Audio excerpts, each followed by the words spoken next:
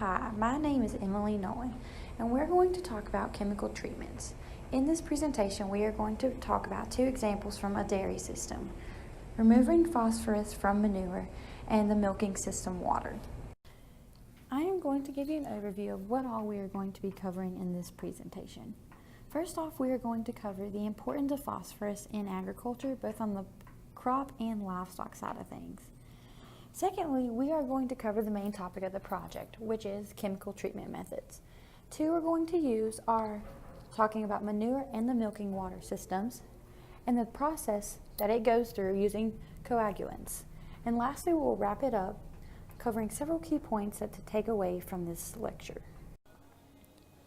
As many of us know, phosphorus plays a key role in agriculture, and on two different spectrums, the plant and crop side and the livestock side. And we're going to start first by talking about the plant and crops. The role of phosphorus is to store and transfer energy throughout the plant. And there's also several other benefits from phosphorus. It impacts the growth, not only the stem, but the roots also. It helps increase seed production and allows plants to mature earlier on in the plant life cycle. And also, as a crop producer in the United States, phosphorus can be essential in increasing your grain and forage yields. But in order to receive the maximum benefits, you must properly apply the phosphorus. And in doing so, the number one way phosphorus is applied is by fertilization, by land application. And with land application, you're either spreading solid or liquid manure, which is produced by livestock. And this is where livestock comes into play. Livestock farmers use phosphorus as a supplement in most animal diets. But this isn't the only reason phosphorus is important for livestock. It also is produced in their manure, and the manure is used as a fertilizer for land application, but can also be spread, stored, or sold to other local farmers. So with everything we've mentioned about phosphorus so far, there is a question that lays in the background, and that is there such thing as too much phosphorus? And surprisingly, the answer to that question is yes. Over time, repeated application can lead to phosphorus buildup and cause environmental problems such as leaching and runoff. So in order to prevent these environmental problems, we have several methods we can use to reduce or remove phosphorus.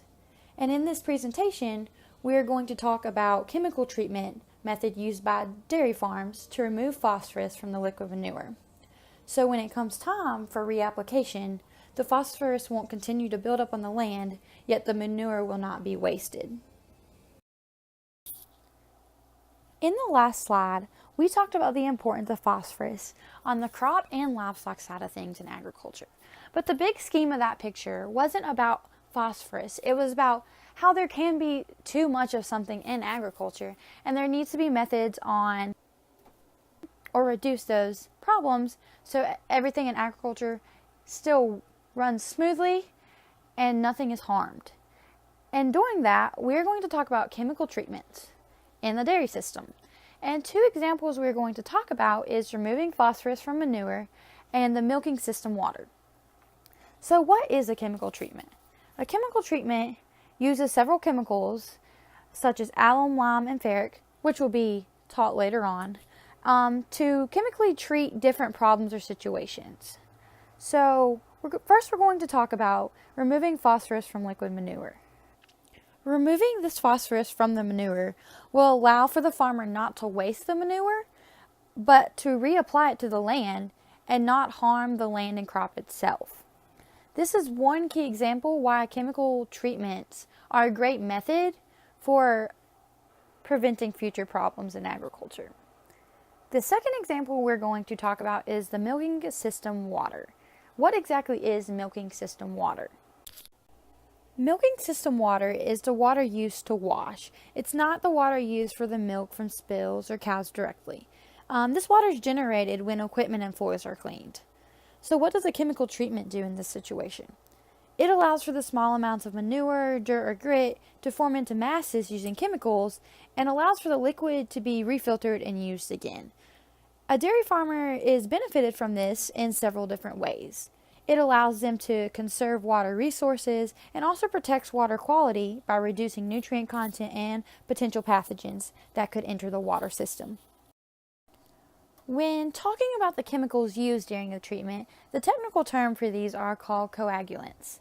Coagulants are typically metallic salts that are negatively charged particles added to the positively charged particles, which cause them to destabilize. In this, we're going to talk about 4 common coagulants used: alum ferric chloride, ferric sulfate, and alum chloride. The first 2, alum and ferric chloride, are commonly used in agriculture, and you'll be able to tie these 2 to the previous slide. Alum is iron and aluminum, and one of the main coagulants that is known for removing phosphorus, and is also found in the powder form. Ferric chloride is commonly used in sewage treatment and can be purchased in stores. The last 2 are common but are used in everyday activities. Ferric sulfate is known to use when dyeing hair or shirts, and alum chloride is very powerful and found in your everyday detergents. In the chemical treatment process, there are 3 main steps: coagulation, flocculation, and sedimentation. Coagulation is the first step, and in order for the rest of the process to continue, coagulation must be successful. So what is coagulation? It is the destabilization process, which means the negative and positive particles collide and allow for negatively charged and positively charged to cancel each other out, and the particles begin to aggregate. After aggregation occurs, flocculation takes place. This is where the particle size increases due to collision and allows for the particles to clump together. If you don't remember, 2 slides ago we talked about the milking water system, and this was a prime example. The manure and the dirt clumped together and allowed for water to refilter. And lastly, sedimentation, or otherwise known as settling out, occurs, and this is just where all the clumps are dropped to the bottom of the basin and allows for the flow of water to continue through and filter through the system. To wrap up this presentation, I'd like to cover everything into a couple key points for you guys to take away. One is a chemical treatment method is a cost-efficient benefit for farmers who are trying to solve a problem, especially in the dairy system. It's a 3-step process that uses coagulants to clump together manure, dirt, or grit and flush them to the bottom, allowing for water to refill through the system.